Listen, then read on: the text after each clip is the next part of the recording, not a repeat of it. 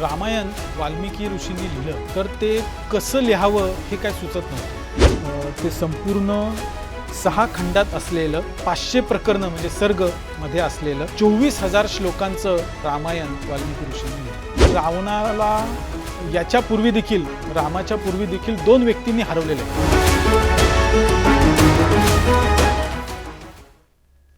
नमस्कार, माझे नाव अनिकेत यादव।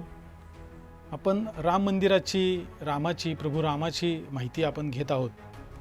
तर रामायण वाल्मिकी ऋषींनी लिहिलं रचलं तर ते कसं लिहावं हे काय सुचत नव्हतं। प्लॉट तयार झालेला होता, म्हणजे साधारण काय लिहायचे आपल्याला तर ते समजत आलेलं होतं, त्यांना नारद मुनींनी सांगितलेलंच होतं। पण ते नेमकं कशा पद्धतीने लिहायचं, पद्यात लिहायचं का गद्यात लिहायचं हा सगळा विषय चालू होता।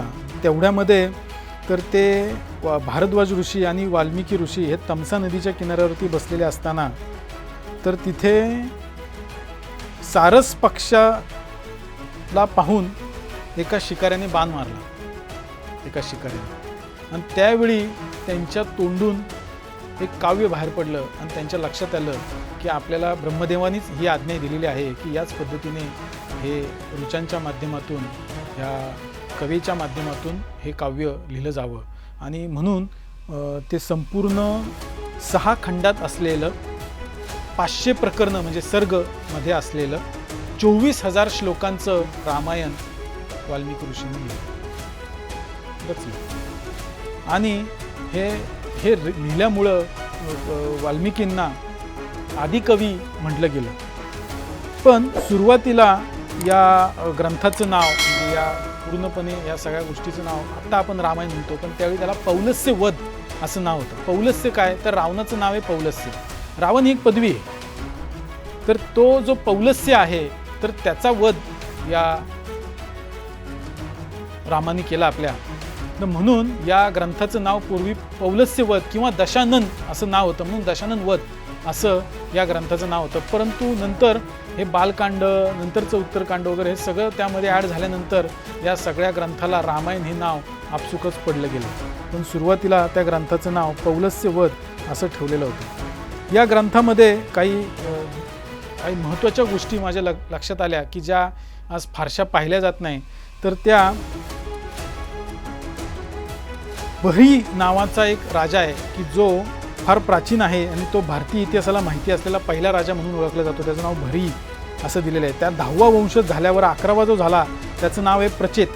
त्याचा मुलगा आहे प्राचेत सदक्ष, आणि या दक्षाची पत्नी आदिती, आणि हिचा मुलगा आहे विवस्वान, आणि त्याचा मुलगा आहे मनु। ही सगळी वंश, ही सगळा कुळ ह्या रामायणामध्ये सांगितलेला आहे। आणि आपल्याला खूप त्याच्या अगोदरच्या जवळपास 81 पिढ्यांची माहिती आपल्याला रामाच्या अगोदरच्या या त्यामध्ये पाहायला मिळते।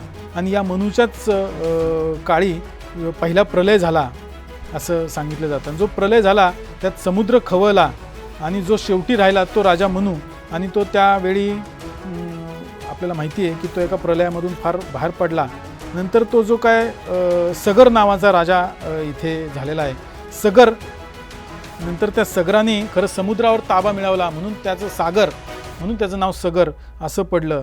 याने अश्वमेध यज्ञ केल्याचं आपल्याला या रामायणामध्ये वाचायला मिळतं। या सगराला एक मुलगा होता, त्याचं नाव आहे असमंजस, त्याच्या मुलाचं नाव आहे अंशुमान, आणि त्याच्याही मुलाचं नाव आहे दिलीप, आणि त्या दिलीपचा मुलगा आहे भगीरथ। आणि या भगीरथ राजानेच गंगेच्या प्रवाहाची माहिती घेऊन अनेक प्रयत्नांती तिचा मार्ग बदलला, आणि तोच वंश तसा पुढं पुढं चालत गेला। भगीरथाचा मुलगा आहे श्रुत, त्याचा मुलगा आहे नाभाग, त्यांचा मुलगा आहे अंबरीश, आणि त्या अंबरीशाचा मुलगा आहे सिंधुद्वीप। सिंधुद्वीप कारण त्या सिंधू सागरातील म्हणजे हिंदी महासागरातील कुठल्या तरी द्वीपाचा शोध या राजाने लावला, म्हणून याचं नाव पडलं सिंधुद्वीप।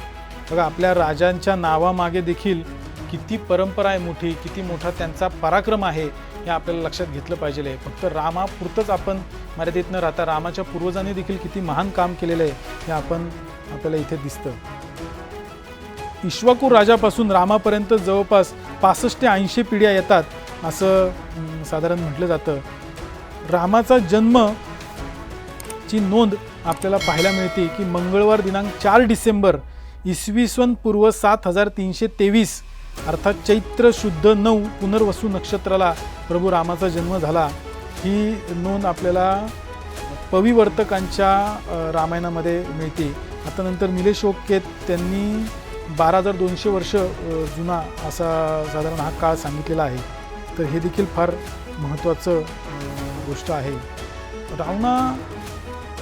रावण हा फार मोठा समजला जातो, फार शूर समजला जातो, महान समजला जातो खरं, पण आपल्याला लक्षात येत नाही खरी की रावणाला याच्या पूर्वी देखील रामाच्या पूर्वी देखील 2 व्यक्तींनी हरवलेले आहे। त्यापैकी एकाचं नाव आहे सहस्त्रार्जुन, सहस्त्रभाऊ अर्जुन, आणि दुसरा आहे वाली, किष्किंधा नगरीतला वाली जो सुग्रीवाचा भाऊ आहे।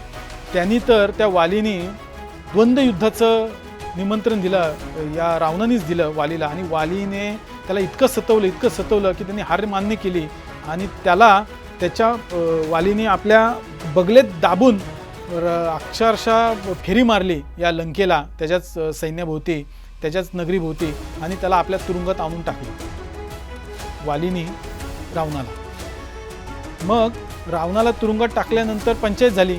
रावणाचे जे आजोबा आहेत तर ते आजोबा ऋषी होते, महान तपस्वी होते। ते तपस्वी तिथे आले आणि वालीला त्यांनी विनंती केली की आबा माझा मुलगा नातू जरा वांड आहे, समजत नाही त्याला, आणि त्याची सुटका करा।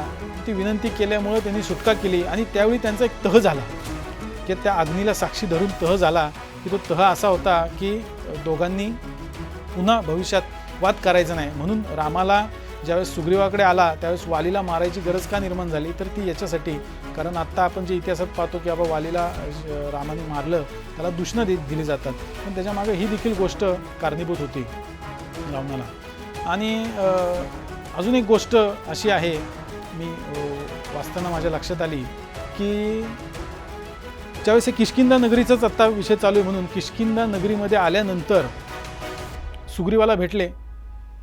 सुग्रीवाला भेटल्यानंतर सुग्रीवाने रामाच्या विनंतीवरून सुग्रीवाने सांगितलं की बाबा तू आता तुझ्या भावाला युद्धाचं आमंत्रण दे, द्वंद्व युद्धाचं, आणि तो द्वंद्व युद्धाचं आमंत्रण द्यायला गेला। मग स्वाभाविक वाली देखील तयार झाला, पण वालीची जी बायको आहे तारा, त्या ताराला लक्षात आलं की हे काहीतरी गडबड दिसते, कारण जो व्यक्ती इतका बाहेर जाऊन या वालीपासून लपून निबिड अरण्यात राहतोय तो का बरं आला, तर तिने सांगितलं आपल्या नवऱ्याला ताराने वालीला की बाबा तू जाऊ नको, कारण कोणतरी 2 युवक आलेले आहेत की ते तुझा प्राण हरण करणार आहेत। तर वालीने विचारलं ताराला की बाबा तुला कसं काय माहिती, तर मला ती म्हणली पक्ष्यांनी सांगितलं।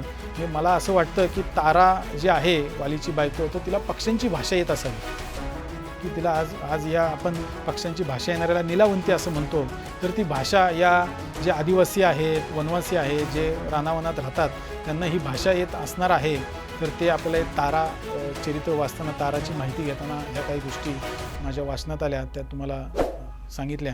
तुम्हाला माहिती आवडली असेल तर नक्की शेअर करा, लाईक करा, सबस्क्राईब करा।